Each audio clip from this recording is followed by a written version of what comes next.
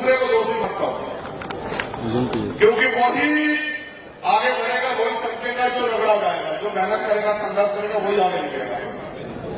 तो आप ये बताओ, जब समान अवसर है, आज पढ़ने के लिए भी समान अवसर है हमारे पास, पढ़े आप और राजनीति के लिए भी समान अवसर है, तो हम दूसरे दलों की पूछ क्यों बने? साथ काजीराम कहते थे अपनी दूसरे की महल से बढ़िया होती है अपनी झोपड़ी, जहां बालिक होता है, जहां मैं आपको डांट दूं, आप मेरी उंगली खींच लो, आप वहां बैठ जाओ, मैं यहां बैठ जाऊं, यहाँ सब लोग बराबर हैं, अब आप अपने परिवार हैं, आप वहां से मुझसे कोई सवाल कर दो, जहां से मैं आपसे कुछ पूछ लूं, यहाँ में एक है परिवार। क्या आपको लगता है किसी और दल में हम लोग इस तरह से अपनी बात कर सकते हैं? नहीं सर। जब हम अपनी बात भी नहीं रख सकते तो क्या वो हमारे मुद्दों का हल करेंगे? जितने लोग आप यहां बैठे, मैं गारंटी देता हूं, अगर आप लोग कमर कस लें और आज जो लोग मंच पे बैठे हैं, ये मुझे शक्ल दिखाने की बजाय अगर फील्ड में जाकर मेहनत करें, मैं गारंटी देता हूं कि 1 साल के अंदर जो है, आप गांधी मैदान की बात करते, मैं कहता हूं अगर पटना पूरा बंद न हुआ तो मैं राजनीति करना बंद कर दूंगा। मैं आपकी क्षमता को नहीं जानता हूं, लेकिन मैं फिर कह रहा हूं ना, सिर्फ मेरे आने पे आते हैं, मुझे शक्ल दिखाने के लिए भी बता दें कि हम भी हैं।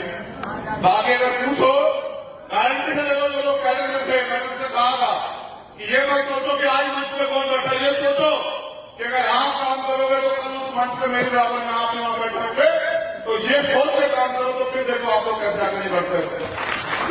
ये कोई बाबा साहब ने क्या कहा जब उन्होंने वोट का अधिकार दिया, अपने चाचा बच्चे को लौट करके कहा कि आज मैंने रानी का पेट काट दिया है, आज के बाद राजा आपकी वोट से तैयार होगा, बहन वोट से तैयार होगा। आप मुझे बताओ, मैं भी तो एक प्राइमरी स्कूल का हेडमास्टर का बेटा हूं, बाबा साहब के द्वारा दिए गए आरक्षण से नौकरी लगी मेरे पिताजी की, उनकी नौकरी लगी तो उन्होंने 6 भाई बहनों को पढ़ाया, और मैं पढ़ लिख लिया करूँ तो यहाँ संघर्ष कर रहा हूँ। अगर मैं पढ़ लिया पढ़ता लिखता नहीं तो भाई मैं भी कहीं जो है मजदूरी कर रहा होगा।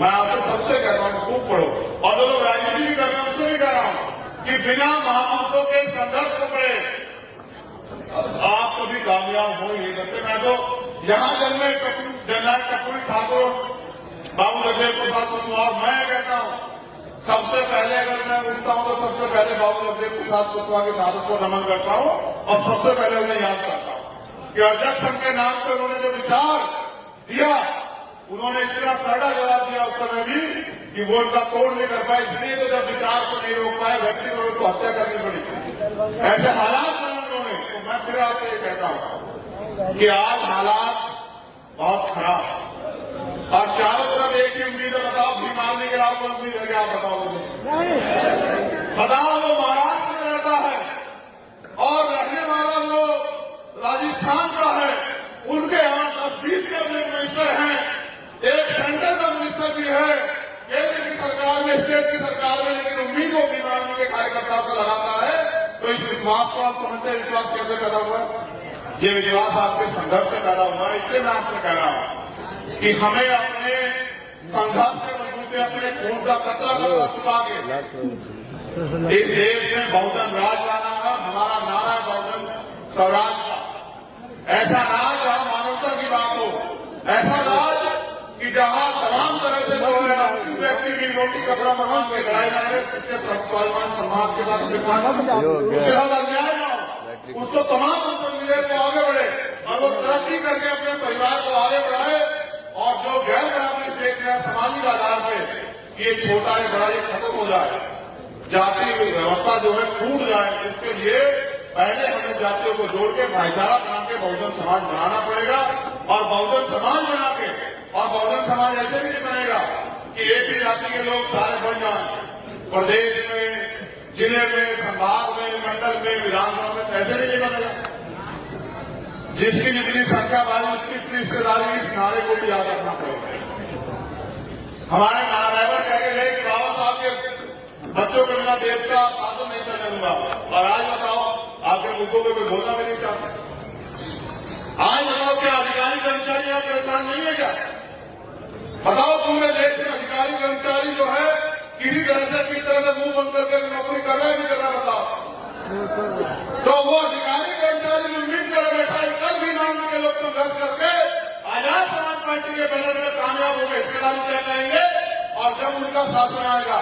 आज हमारे लोग मुझे मंच में बैठते कह रहे थे कि बताओ भाई, पासी समाज के लोग बहुत बड़े पैमाने में आपके साथ जुड़े हुए हैं, ताड़ी का व्यवसाय खत्म होगा, उनका क्या होगा? मैं कह रहा हूं, अब तो तुम मुझसे कह रहे हो कि मैं सरकार से कह दूं, और मैं आपसे कह रहा हूं कि आपका मौका आ रहा है, आप मुझसे कलम से लिखवा दे जाओ आज कि ताड़ी को कृषि का व्यवसाय, उसका आयोग बना के जो है पूरा जो है मैं गारंटी देता हूं कि व्यवसाय दिया जाएगा। आप लोग ताकत,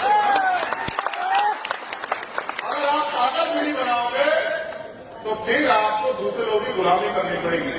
मेरा एक सवाल है, यहाँ जो नौजवान बैठे हैं, स्वाभिमान सम्मान की वैल्यू समझते हो? खाली नारे लगाने से पेट भर जाएगा? एक दिन खाना खा के 10 दिन चल लोगे?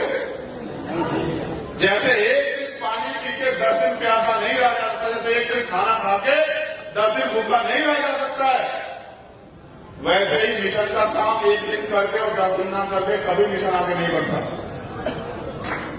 जो लोग गले में नीला पट्टा डाले हैं ना, ये इसकी एक वैल्यू है। ये एक रंग का कपड़ा नहीं है, नीला रंग समानता का प्रतीक है, और ये बाबा साहब अम्बेडकर का रंग है। और इस रंग ने पूरी दुनिया को मजबूर किया उनका सम्मान करने के लिए। और भारत के प्राइम मिनिस्टर भी कहते हैं, बाबा साहब की बात करते हैं, कल अगर हमारे अधिकारों को कुचला गया, वो सिर्फ जज थे जेपी पार्टी वाला, वो भी बाबा साहब का नाम लेके शुरू किए। आज तक बाबा साहब का नाम लेकर हमारे अधिकारों को कुचला जा रहा है। लेकिन जिन लोगों ने अपने गले पहना वो उसकी अहमियत समझते हैं कि खाली एक गले में पहन लिया तो हो गया, जय में खत्म हो गया। आज क्रांति की पहचान बन गया नीला रंग, आज स्वाभिमान सम्मान का रंग बन गया नीला रंग। और मैं ऐसे कार्यकर्ताओं को भी जानता हूं, एक दिन एक कार्यकर्ता का आंदोलन में सीओ ने गले से नीला पट्टा उतार दिया, उसने कहा मर जाऊंगा लेकिन इस अपमान का बदला जरूर लूंगा। सीओ को मजबूर होकर माफी मांगनी पड़ी। वहां के एसपी ने मुझे फोन किया कि भाई बताओ क्या चाहते? मैंने कहा क्या हुआ, कैसा ऐसा हो गया? मैंने जिलाध्यक्ष से बात की, उसने कहा भैया उसने अपमान किया मेरे पट्टे का, बीमारी का अपमान किया, मैं बर्दाश्त नहीं करूंगा। अंत आप विश्वास करो, जिला सबका बात की बात है। तो वो मैंने कप्तान से कहा कि देखो बीमारने वाले हैं, उनको मैं भी नहीं समझा सकता।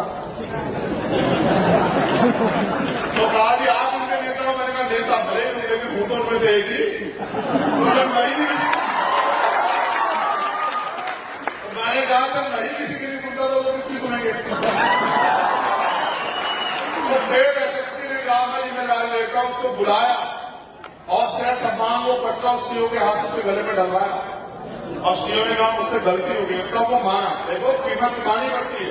मैं आपको भी कह रहा हूं, आप तय करो, बिहार में आप इस अन्याय के साथ देना चाहते हैं, अपनी ताकत बना के जो है कामयाब होंगे। और ये जो यहाँ बिहार में ये कुर्सियां रखी है, इसमें बैठना चाहते हैं, बताओ इन कुर्सियों में घुसोगे जो यहाँ बैठी बताओ? ये जो कुर्सियां मैं इन कुर्सियों में घुसो या जो बिहार सदन में कुर्सियां रखी है उन पर बैठना चाहते हो बताओ? तो बिना मजबूत संगठन बनाए, बिना संघर्ष किए, बिना लोगों को जोड़े कैसे बढ़ जाओगे? मैं आगे बताऊं, हमारे लोग चंद सिक्कों में घुस जाते हैं। कितने सिक्कों में? चंद सिक्कों की खननाट में जो है एक विधायक और मंत्री के पद के लिए चाटुकार बन जाते हैं। मैं आपसे कह रहा हूं, आप काम करो, आपको खरीदने वाले बहुत रहेंगे। ये आपको तय करना है आपको बिकना नहीं बिकना है। आप काम तो करो, अभी तो आप काम ही नहीं कर रहे, इसलिए आपके लोग विरोध में भी काम नहीं कर रहे हैं। आप एक बार देखो, मैं फिर कह रहा हूं, अगर वास्तविकता मुझसे प्यार करते हो तो 6 महीने मेरे हिसाब से काम करके देखते।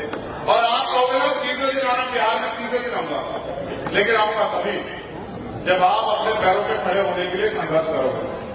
जब तक आप दूसरों के पिछलू बने रहोगे, कहीं और से चैनलाइज होगे, नाम तो भीम आर्मी का रखोगे और काम किसी और पार्टी करोगे, तो भाई मैं फिर क्यों आऊंगा बिहार से? बताओ। जब मैं महसूस कर लूंगा कि आप आगे बढ़ना ही नहीं चाहते, जब मैं ये महसूस कर लूंगा कि आप जो है चंद सिक्कों की इंतजार कर रहे, तो मैं क्यों आऊंगा?